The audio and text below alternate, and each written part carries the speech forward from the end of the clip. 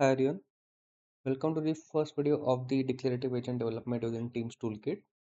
This will be a part of 4 to 5 videos, and in this video we will see what kind of declarative agent that we are building, what is the database that we are using, and how the things are configured.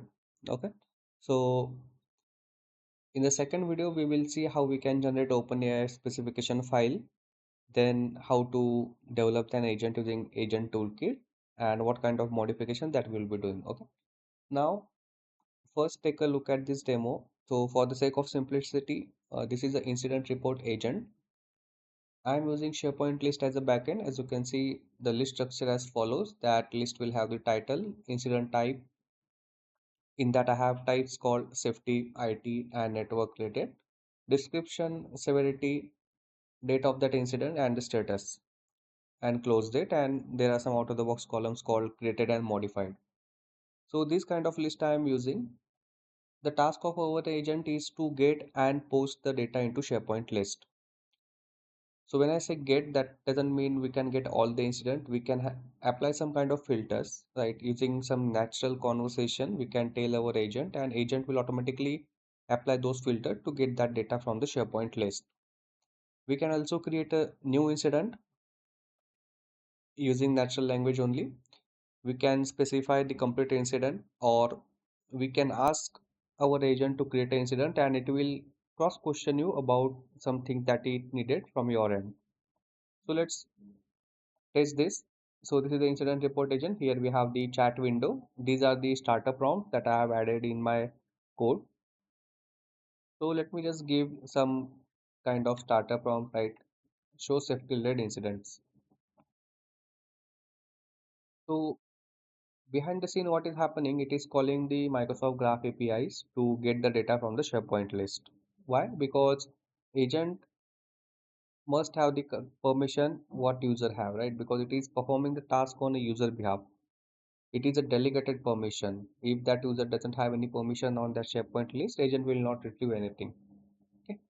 So here, as you can see, we have the safety incidents and we have the incident details like ID, date. This is completely customizable. We also have an adaptive card, as you can see here. Once I hover over here, it is displaying all the information. The next prompt I can give, right, some a medium complexity. Get incident between 1st Jan to 15th Feb with severity higher medium. So by looking at this, you will know there will be multiple filters applied. Okay. So if I hit this,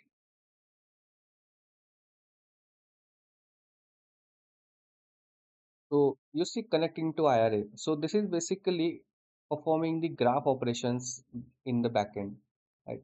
So here we have the high and medium priority incidents. So let's see, here we have the severity medium and we told it 1st Jan to 15th Feb. Okay, so I guess you see here medium we have high.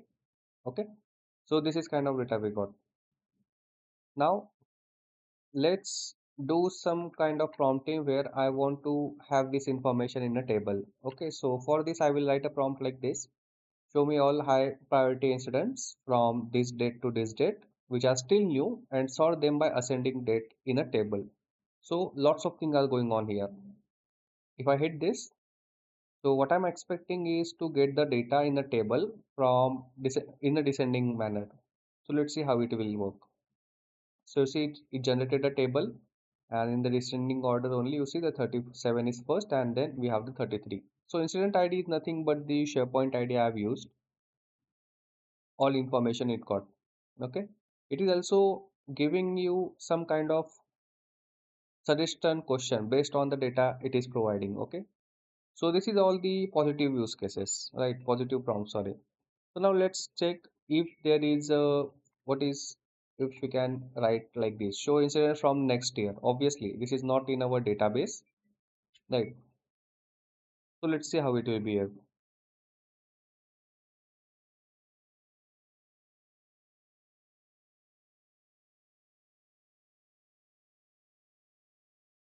So what it say, it look like there is no incident recorded, right? So it is working fine. Now the last prompt I will test here to create an incident report. Okay. So what I will do, I'll just say create an incident title power outage with high severity and description is server room failure.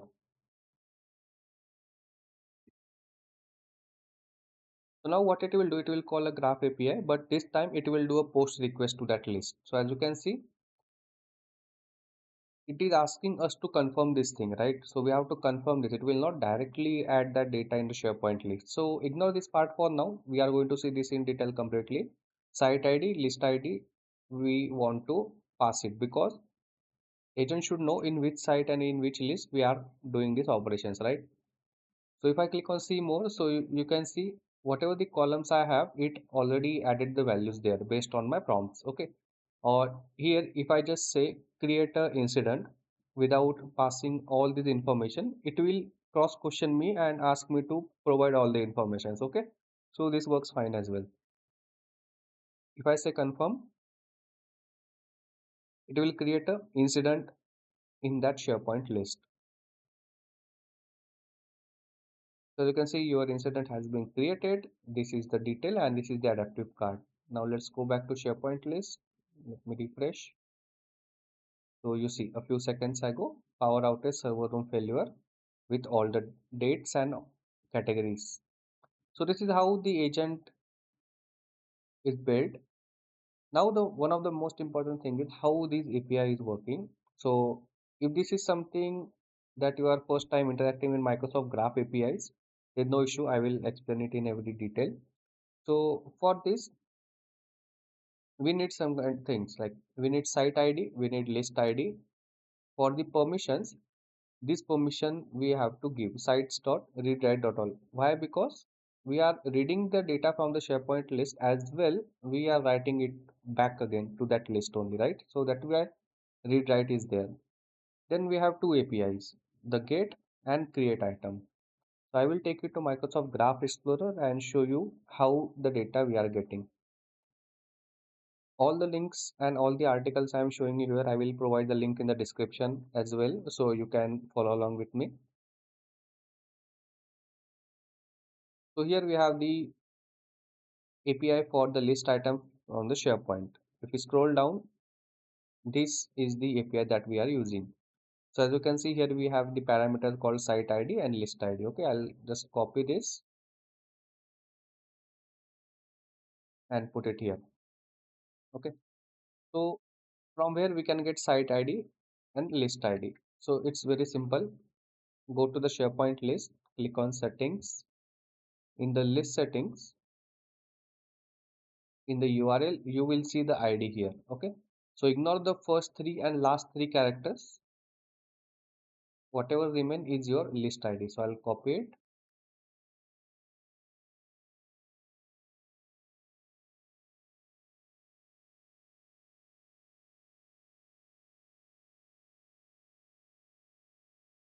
and put it here. Then for the site ID, you have to go to admin center, the SharePoint admin center. In the active sites, this is my site. Okay, so as you can see in the URL here, this ID we will need. We need this graph ID of that site, not the web ID, right? So there is other way to get the ID, right? So what we can do, we can just write in URL API slash web slash ID.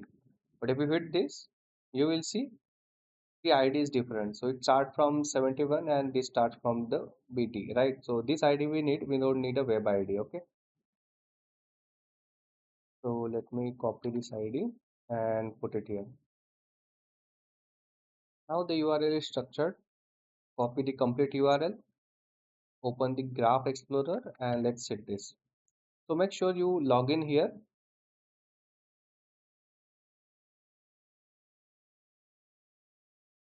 and get operation is set up here. Now, if I run the query, you can see I am getting the data from that list. Okay.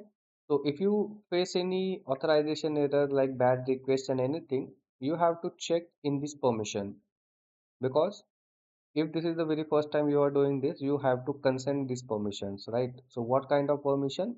I explained earlier, this permission we required, right? So here In my case, I already granted the access, but in your case, if not already granted, you will see the consent button. So just click on it and sign in. It will ask you to sign in and click confirm. Okay, that's it. You don't have to give all the permissions. You can give whatever they required. Okay.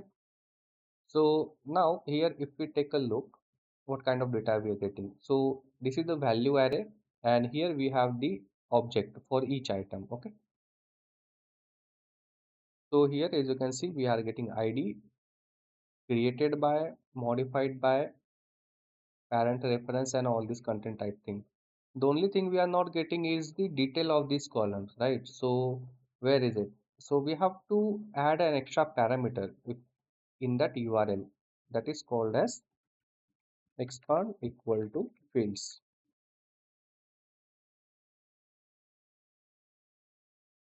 Now if I hit this, so you will see there is one object getting added.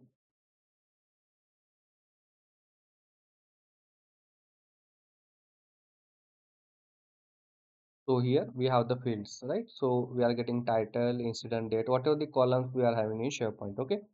So the first URL is done. So here we have. Now we know how to get data from the SharePoint list. Now how to post that data into SharePoint. Again, let's go to the documentation.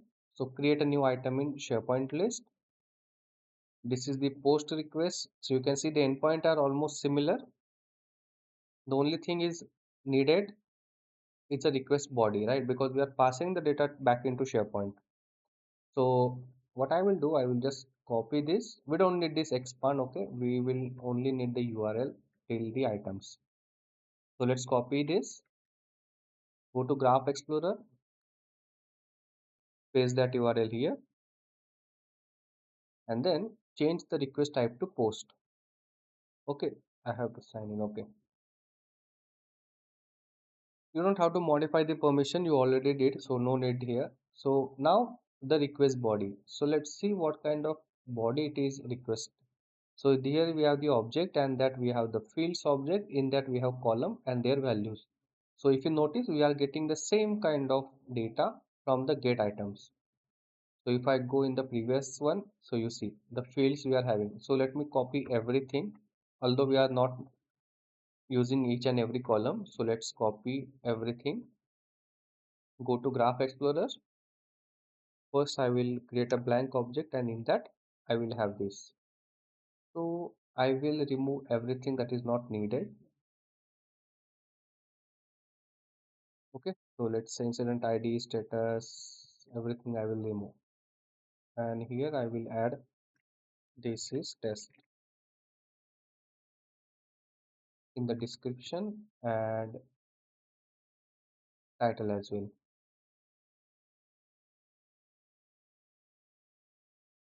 Okay, so we have JSON object fields. In that we have the column and its value. So if I run this query, you see it is created 201. Let's go back to SharePoint. So before that, you will see the data we are getting here, right? What kind of data we put, right? So let's go to SharePoint, refresh. See, this is test of category IT, then high severity, and the status is new, and description is also there. So you know what kind of data we are getting and what kind of API we want to use. Now, looking at the get items again, here we are getting all the items, but when did some kind of prompting like this, get me high severity items, show me the IT related incident, right? So we have to use the filters, right? So agent will not know how to call this until and unless we specify in that description document, right? So what we have to do, we have to apply some kind of filters. So if I go in the list items and if I search for the filter, if you scroll down a little bit,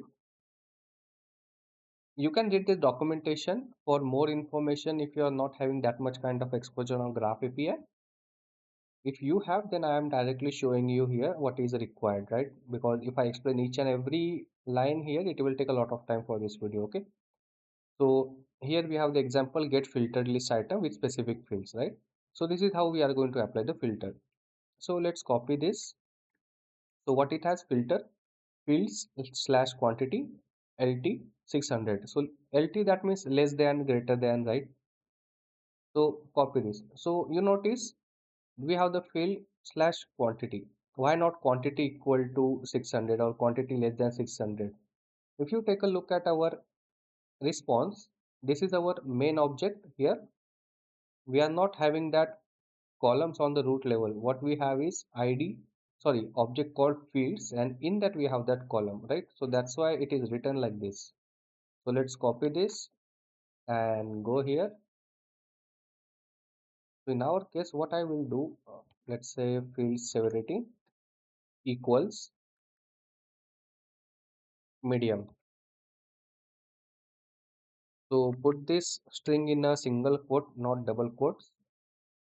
Okay, if I run this query, now if I look for the severity items, so here we have 5 items, 1, 2, 3, 4, 5.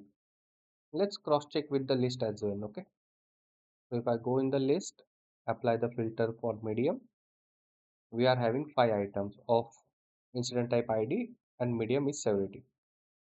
Okay, so this is how we are going to build. Now you know what kind of API that we are using, what kind of permission we require. Okay, so in the next video we will be taking a look at how to generate a OpenAPI specification document, what that document basically is, right? So when we create an agent, we need that kind of document. Okay, so we'll see how we can generate it. There are two ways, right? One is we can use a chat GPT directly or any AI tool to generate that document. The second is using the dev proxy. So this is the recommended one, basically, because sometime what happen if there are any changes in the API endpoints, the AI tool might not have the latest knowledge, right? So we'll take a look at that one by one. But if you are having any doubts in this video at any point, just drop a comment. If you are watching this for the very first time, requesting you to subscribe and like this video. Thank you.